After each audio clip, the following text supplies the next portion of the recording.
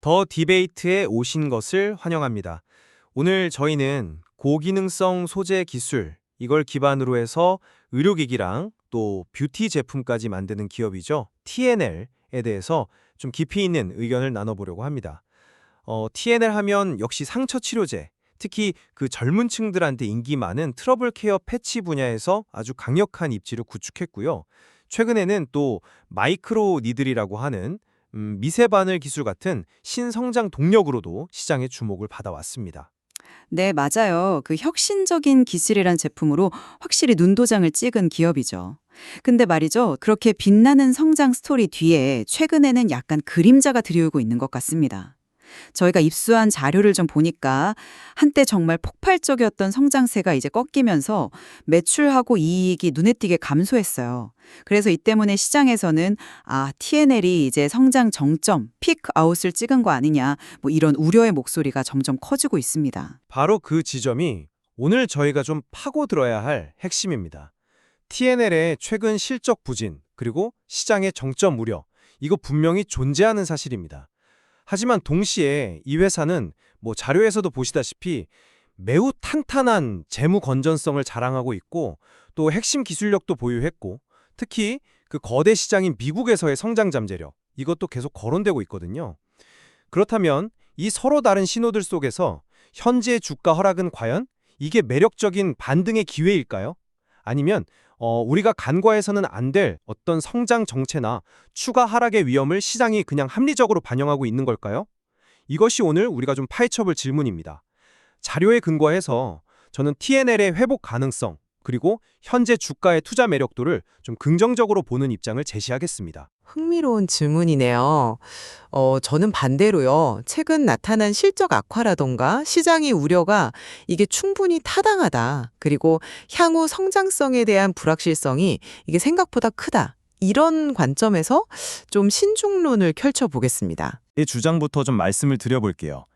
저는 현재 TNL이 소위 말하는 역발상 가치 투자의 어떤 교과서적인 사례가 될 수 있지 않나 이렇게 보고 있습니다. 물론 성장세 둔화 우려로 주가가 고점 대비 상당히 하락한 건 사실입니다. 하지만 제 생각에는 시장의 우려가 좀 과도하게 반영된 측면이 있고요. 기업의 근본적인 강점은 여전히 흔들리지 않았다고 봅니다. 가장 먼저 주목할 부분은 역시 압도적인 재무 안정성입니다. 자료에 따르면요, 부채 비율이 10%에서 한 15% 수준에 불과해요. 이 정도면 거의 무차입 경영에 가깝다고 할 수 있죠. 그리고 또 이게 과거 기록이긴 하지만 자기 자본 이익률 ROE라고 하죠. 이게 30.84%에 달했다는 점은 정말 주목할 만합니다. ROE는 아시다시피 투입한 자기 자본으로 얼마나 효율적으로 이익을 냈나 보여주는 핵심 지표인데 30%가 넘는 수치는 정말 경이로운 수준의 수익성이었다는 증거거든요. 이것이 바로 TNL의 본질적인 역량을 보여준다고 생각하고요. 그리고 주력 사업인 상처 치료제 부문, 이건 여전히 전체 매출의 한 66.11%를 차지하면서 캐시카우 역할을 잘 하고 있습니다. 여기서 이제 중요한 건 성장 잠재력인데 특히 세계 최대 소비 시장인 미국에서의 기회가 크다고 봅니다. 이미 그 아마존 여드름 패치 부문 1위를 기록했던 마이티 패치의 성공 스토리가 이걸 증명하고 있죠. TNL은 직접 진출하는 대신에 현지 파트너인 철치 앤 드와이트, 그리고 이제 C&D가 인수한 히어로 코스메틱스와 OD OEM, 그러니까 제조자 설계 생산 및 주문자 상표 부착 생산 방식, 이걸 통해서 효율적으로 시장을 공략하고 있습니다. 미국 내 여드름 패치 시장 침투율이 아직 10% 미만이라는 점을 감안하면 성장 공간은 여전히 광하다 이렇게 볼 수 있습니다. 마지막으로 미래 성장 동력인 마이크로 니들 기술입니다. 현재 매출 비중은 한 8.93%로 아직 크진 않아요. 하지만 이 기술은 단순히 화장품을 넘어서 탈모 치료제나 백신 같은 의약품을 피부를 통해 효과적으로 전달하는 그 소위 TDDS, 경피 약물 전달 시스템 분야로 확장될 정말 무궁무진한 잠재력을 지녔습니다. 이건 기업의 가치를 한 단계 끌어올릴 수 있는 게임 체인저가 될 수도 있다고 보고요. 최근에 외국인 투자자들의 순매수세가 좀 유입되고 있고 또 주가가 연중 최저점인 47,500원 부근에 머물러 있다는 점은 이러한 펀더멘털 강점과 성장성을 고려할 때 현재 시점이 꽤 매력적인 진입 구간임을 시사한다고 저는 그렇게 판단합니다. 네, 상당히 설득력 있는 주장이긴 합니다만, 저는 그 시장의 우려가 결코 과장된 것이 아니라고 생각합니다. 그 정점, 피크아웃이라는 단어가 투자자들한테는 상당히 좀 불안감을 주는 표현인데, 제시된 데이터를 보면, 글쎄요, 그럴 만한 이유가 있어 보입니다. 최근 연간 실적에서 매출액이 무려 24.46%나 감소했습니다. 근데 더 심각한 건 이익의 감소 폭이에요. 영업이익하고 순이익이 거의 반토막, 그러니까 약 50% 수준으로 급감했습니다. 이건 뭐 단순한 성장 둔화가 아니라 역성장의 문제라고 봐야죠. 최근 분기 실적을 봐도 마찬가지입니다. 전년 동기 대비 매출이 29%나 줄었어요. 이런 수치들을 보면 시장의 우려가 단순한 기후가 아니구나 하는 걸 알 수 있습니다. 주력 제품인 상처 치료제의 국내 시장 성장세가 둔화되고 있고 또 경쟁이 심화되고 있다는 점은 이건 부인하기 어려운 현실이거든요. 이런 상황에서 미국 시장의 성공에만 너무 큰 기대를 거는 것은 위험 분산 측면에서도 좀 바람직하지 않다고 봅니다. 특히 아까 말씀하신 그 주요 고객사, 즉 C&D와 그 자회사, 히어로 코스메틱스에 대한 높은 의존도, 이게 제가 보기에는 가장 큰 리스크 요인 중 하나입니다. 자료에서도 나타나듯이 이 특정 고객사의 재고 조정이 T&L의 최근 실적에 직접적인 타격을 줬습니다. 이건 뭐 단일 고객에 대한 의존도가 높을 때 발생할 수 있는 아주 전형적인 문제죠. 앞으로 이들의 사업 전략이라던가 재고 정책이 변경될 경우에 T&L의 실적은 또다시 크게 흔들릴 수 있습니다. 그리고 미래 성장 동력으로 말씀하신 그 마이크로니드 사업은 뭐 잠재력은 저도 인정합니다만 현실적으로는 아직 갈 길이 좀 멀어 보입니다. 전체 매출에서 차지하는 비중이 8.93%에 불과하고 이게 어떤 의미 있는 수준의 실적 기여로 이어지기까지는 상당한 시간이 소요될 겁니다. 단기적으로 예를 들어 향후 한 3개월에서 12개월 안에 실적 반등을 이끌 주역이 되기는 어렵다. 이게 합리적인 판단이라고 생각하고요. 기술적인 측면에서도 현재 주가는 모든 주요 이동 평균선 아래에서 움직이고 있습니다. 이건 뭐 명백한 약세 신호이고 시장 참여자들이 아직 확신을 갖지 못하고 있다는 증거이기도 하죠. 따라서 현재 주가는 이러한 타당한 우려들을 그냥 반영하고 있는 것이지 이게 매력적인 저평가 상태라고 단정하기는 좀 어렵습니다. 네, 말씀하신 이유들, 특히 그 실적 악화 부분은 분명히 좀 짚고 넘어가야 할 문제입니다. 그렇다면 이 최근 실적 부진의 본질이 과연 무엇인지 좀 더 깊게 파고 들어가 보죠. 이것이 어떤 일시적인 성장통인지 아니면 이게 회복하기 어려운 구조적인 문제의 시작인지 이게 핵심 논점이 될 것 같은데요. 저는 이것이 주로 일시적인 요인들의 좀 복합적인 결과라고 해석합니다. 아까도 말씀드렸듯이 가장 큰 영향을 미친 것은 역시 주요 고객사인 C&D의 재고 조정이었습니다. 근데 이건 T&L 자체의 문제라기보다는 파트너사의 운영 전략에 따른 좀 단기적인 변동성이라고 봐야겠죠. 또한 전년도에 미국 시장에 본격적으로 진출하면서 상당히 이례적으로 높은 성장을 기록했기 때문에 올해 실적이 상대적으로 좀 부진해 보이는 기저 효과도 무시할 수 없습니다. 실제로 자료를 자세히 보면 부정적인 지표만 있는 건 아니에요. 유럽 지역으로의 수출이 회복세를 보이고 있다는 긍정적인 신호도 포착되고 있습니다.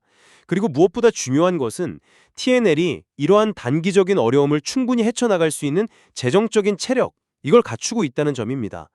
그 낮은 부채 비율과 과거의 높은 수익성은 바로 이런 시기에 빛을 발하는 법이죠. 일시적인 요인이 있다는 점은 저도 인정합니다. 그 재고 조정이라던가 기저 효과가 분명 영향을 미쳤겠죠. 하지만 저는 그것만으로는 현재 상황을 온전히 설명하기는 좀 어렵다고 봅니다. 혹시 이것이 단순한 일시적 현상을 넘어서는 더 근본적인 문제의 신호는 아닐까요? 예를 들어서 주력 제품의 국내 시장 성장세가 둔화되고 경쟁이 심화되는 것. 이건 단기적인 이슈가 아니라 구조적인 문제라고 봐야 합니다. T&L의 트러블 패치가 시장을 선도했지만 이제 유사 제품들이 너무 많아졌잖아요. 가격 경쟁도 치열해지고 있고요. 이런 상황에서 과거와 같은 높은 성장률을 유지하기는 솔직히 어렵습니다. 또한 단순히 매출만 줄어든 것이 아니에요. 자료에 따르면 매출이 감소하는 와중에 판매 관리비와 연구개발비는 오히려 증가했습니다. 그 결과 2분기 영업이익률이 전년 동기 대비 무려 12%포인트나 급락했어요.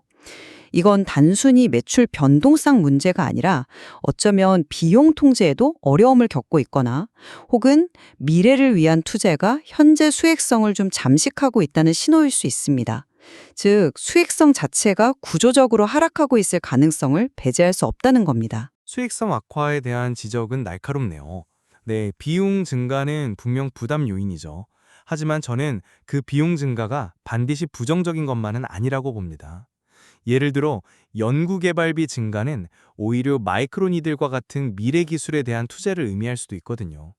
단기적인 수익성에는 좀 부담이 되더라도 장기적인 성장 잠재력을 키우는 과정일 수 있다는 거죠. 그리고 그런 단기적인 수익성 압박을 상쇄할 만한 가장 강력한 카드가 바로 미국 시장의 성장성이라고 생각합니다. 마이티 패치의 성공은 이게 단순한 운이 아니었습니다.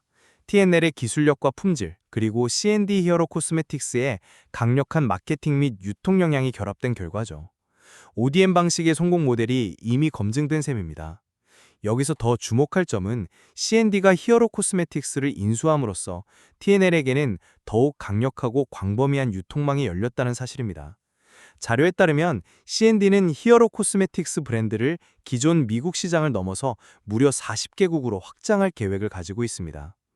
미국 시장의 여드름 패치 침투율이 여전히 10% 미만이라는 점을 다시 한번 강조하고 싶습니다. 이건 아직 개척되지 않은 거대한 시장이 남아있다는 것을 의미합니다. 만약 TNL이 직접 미국 시장에 진출했다면 막대한 비용과 위험 부담이 따랐겠지만 이 C&D와의 파트너십 모델은 이러한 위험을 최소화하면서 성장의 과실을 공유할 수 있는 아주 효과적인 전략이라고 봅니다. 그 파트너십 모델이 성공적이었다는 점은 저도 인정합니다만 바로 그 점 때문에 저는 오히려 좀 불안감을 느낍니다. 계란을 한 바구니에 담지 말라는 투자 격언도 있잖아요. 현재 TNL의 미국 시장 성공 스토리는 C&D라는 단일 고객 그룹에 대한 의존도가 너무 높아 보입니다. 이게 바로 고객 집중 리스크죠. 만약에 C&D의 히어로 코스메틱스 관련 사업 전략이 변경된다면 어떻게 될까요? 예를 들어서 자체 생산 비중을 늘린다거나 아니면 다른 공급업체를 물색할 가능성은 없을까요? 혹은 예상치 못하게 미국 내 소비 심리가 위축되거나 아마존 같은 주요 판매 채널에서 경쟁이 더 격화된다면 TNL의 성장세는 급격히 꺾일 수도 있습니다. 또한 미국 시장에서 의료기기나 화장품을 판매하기 위해서는 FDA, 즉 미국 식품의약국 같은 규제기관의 기준을 충족해야 하는데요. 이러한 규제 장벽은 언제든 예기치 않은 변수로 작용할 수 있습니다. 따라서 미국 시장의 기회가 큰 만큼 그 이면에 도사리고 있는 함정 역시 크다는 점을 간과해서는 안 된다고 생각합니다. 물론 리스크 없는 성장은 없겠죠. 고객 집중 리스크나 규제 리스크는 분명히 관리해야 할 부분입니다. 하지만 모든 가능성을 다 열어두고 최악의 시나리오만 가정한다면 어떤 투자도 할 수 없을 겁니다. 중요한 것은 리스크를 인지하고 관리하면서 동시에 새로운 성장 동력을 통해서 기업 가치를 높여나가는 것이라고 생각합니다. 그런 관점에서 봤을 때 마이크로니들 기술의 잠재력을 너무 평가절하해서는 안 된다고 생각합니다. 현재 매출 비중이 8.93%로 작다는 것은 오히려 앞으로 성장할 여지가 그만큼 크다는 의미로 해석할 수도 있습니다. 이 기술은 단순히 주름 개선 패치 같은 미용 목적을 넘어서서 아까 말씀드렸듯이 탈모 치료제나 인슐린, 백신 등을 피부를 통해 효과적으로 전달하는 TDDS 플랫폼 기술로 발전할 가능성이 높습니다. 이는 기존의 상처 치료제 사업과는 비교할 수 없는 정말 높은 부가가치를 창출할 수 있는 분야거든요. TNL이 이 분야에서 기술적 우위를 확보하고 상용화에 성공한다면 기업의 가치는 근본적으로 재평가될 것입니다. 실제로 마이크로니들 기술과 관련된 긍정적인 연구 결과나 파트너십 뉴스들이 나올 때마다 주가가 좀 민감하게 반응하는 모습을 보이기도 했습니다. 이건 시장 역시 이 기술의 잠재력에 주목하고 있다는 방증이 아닐까요? 미래 성장 동력으로서의 잠재력에는 저도 동의합니다. 하지만 투자 결정은 현재의 가치와 또 가까운 미래의 실현 가능성을 바탕으로 이뤄져야 한다고 생각합니다. 그런 면에서 마이크로니들은 아직 기대감의 영역에 좀 머물러 있다는 생각입니다. 매출 비중이 10%도 안 된다는 현실은 이 기술이 당장 회사의 실적을 전인하기에는 좀 역부족이라는 것을 의미하죠. 자료에서도 명시적으로 언급하고 있지 않습니까? 향후 3개월에서 12개월 내에 마이크로니들이 주력 사업으로 부상하기는 어렵다고요. 특히 의약품 전달 시스템, 즉 TDDS 분야로의 확장은 더욱 장기적인 관점에서 접근해야 합니다. 임상시험, 규제 당국의 승인, 대량 생산체제 구축 등 상용화까지 넘어야 할 허들이 너무나 많고 또 시간과 비용 그리고 실패의 위험성까지 고려해야 합니다. 화장품 용도로 사용되는 마이크로니들 패치 역시 이미 경쟁 제품들이 속속 등장하고 있습니다. 기술 진입 장벽이 생각보다 높지 않다면 이 분야 역시 결국엔 치열한 경쟁 시장으로 변모할 수 있습니다. 따라서 현재 주가의 마이크로니들에 대한 어떤 과도한 기대감이 선반영되어 있을 가능성도 좀 염두에 두어야 한다고 봅니다. 그렇다면 이제 마지막 쟁점인 재무 건전성과 밸류에이션 문제로 넘어가 보죠. 저는 이 부분이 현재 T&L의 투자 매력을 가장 확실하게 보여주는 지표라고 생각합니다. 앞서 강조했듯이 역사적으로 기록했던 30%가 넘는 ROE와 10에서 15% 수준의 극히 낮은 부채 비율은 T&L이라는 기업이 얼마나 재무적으로 안정적이고 또 효율적으로 운영되어 왔는지를 명확하게 보여줍니다. 물론 최근 이익 감소로 ROE는 좀 하락했지만 기업의 근본적인 재무 안정성 자체가 훼손된 것은 아닙니다. 현재 주가 수익 비율, PER이라고 하죠. 이게 8.48배 수준입니다. PER은 주가가 기업의 주당 순이익 대비 몇 배로 거래되고 있는지를 보여주는 지표인데 8배 수준이라면 동종업계 평균이나 시장 전체와 비교해도 상당히 낮은 수준이라고 할 수 있습니다. 주가 순자산 비율, PBR은 2.03배입니다. PBR은 주가가 기업의 주당 순자산 가치 대비 몇 배인지를 나타내는데 과거의 그 높은 ROE 수준을 고려하면 2배 정도의 PBR은 결코 과도하다고 보기 어렵습니다. 오히려 자산 가치 대비 저평가되어 있다고 볼 여지도 있죠. 자료에서 제시된 46,000원에서 48,000원 사이의 매수 추천 구간은 이러한 펀더멘털 대비 가격적인 매력이 충분한 구간이라고 판단합니다. 연중 최저점 부근에서 더 이상 하락하지 않고 좀 지지력을 보여주는 것도 긍정적인 신호로 볼 수 있고요. 글쎄요, 저는 그 밸류에이션 지표들을 조금 다른 관점에서 해석하고 싶습니다. 높은 ROE는 분명 과거의 화려한 성과입니다. 하지만 투자자는 과거가 아니라 미래를 보고 판단해야 하잖아요. 현재 나타나고 있는 이익 감소 추세가 지속된다면 아무리 과거 ROE가 높았다 하더라도 미래의 ROE는 계속 하락할 수밖에 없습니다. 그리고 시장은 바로 이 점을 우려하고 있는 것이고요. 낮은 PER, 즉 8.48배라는 수치가 물론 매력적으로 보일 수 있습니다. 하지만 왜 이렇게 낮은 PER을 받고 있을까요? 저는 이것이 저평가 매력이 아니라 성장 둔화와 미래 실적에 대한 불확실성을 시장이 합리적으로 가격에 반영하고 있는 결과라고 봅니다. 흔히 말하는 싼 데는 이유가 있다는 것이죠. 기술적 분석에서 모든 주요 이동평균선 아래의 주가가 위치하면서 약세 흐름을 보이고 있다는 점 역시 단순히 가격이 싸다는 이유만으로 매수하기에는 좀 시기상조라는 시장의 목소리를 대변한다고 생각합니다. 명확한 실적 턴어라운드, 즉 실적이 반등하는 확실한 신호가 나타나기 전에 단순히 과거 지표와 현재의 낮은 밸류에이션만 보고 섣불리 접근하는 것은 자칫 가치 함정, 즉 밸류 트랩에 빠질 수 있는 위험한 전략일 수 있습니다. 실적 개선이 확인되기 전까지는 보수적인 관점을 유지하는 것이 현명하다고 생각합니다. 종합적으로 다시 한번 제 입장을 좀 정리하자면 T&L은 현재 시장의 우려가 좀 과도하게 반영된 역발상 투자에 좋은 기회를 제공하고 있다고 봅니다. 물론 단기적인 실적 부진과 고객 의존도 리스크는 존재합니다. 하지만 극히 우수한 재무 상태와 핵심적인 기술 경쟁력, 그리고 무엇보다 명확하게 가시화되고 있는 미국 시장에서의 성장 기배를 고려할 때 현재의 주가 수준은 장기적인 관점에서 충분히 매력적인 진입점이 될 수 있다고 생각합니다. 단기적인 변동성에 너무 일희일비하기보다는 T&L이 가진 본질적인 강점과 장기적인 성장 스토리에 주목해야 할 시점이라고 생각합니다. 제 최종적인 입장은 이렇습니다. 최근 발표된 실적 데이터와 현재 주가 흐름은 T&L이 성장 정점을 통과했을 수 있다는 시장의 합리적인 우려를 반영하고 있다고 판단합니다. 특히 단일 고객사에 대한 높은 의존도 문제, 그리고 마이크로니들 같은 미래 성장 동력의 실현 시점 및 성공 가능성에 대한 불확실성은 여전히 해소되지 않은 중요한 위험 요소라고 봅니다. 따라서 투자 관점에서는 향후 발표될 실적을 통해서 명확한 성장 궤도 복귀 또는 수익성 개선 추세가 확인되기 전까지는 좀 보수적인 접근 자세를 견지하는 것이 바람직하다고 결론 내리고 싶습니다. 섣부른 낙관론은 경계해야 합니다. 우려와 그럼에도 불구하고 존재하는 투자 기회라는 두 가지 상반된 관점에서 열띤 의견 교환을 해보았습니다. 분명한 것은 TNL이 과거의 빛나는 성공과 또 미래에 대한 높은 잠재력, 그리고 현재 직면한 만만치 않은 도전 과제들이 공존하는 매우 중요한 기로에 서 있다는 사실인 것 같습니다. 그렇습니다.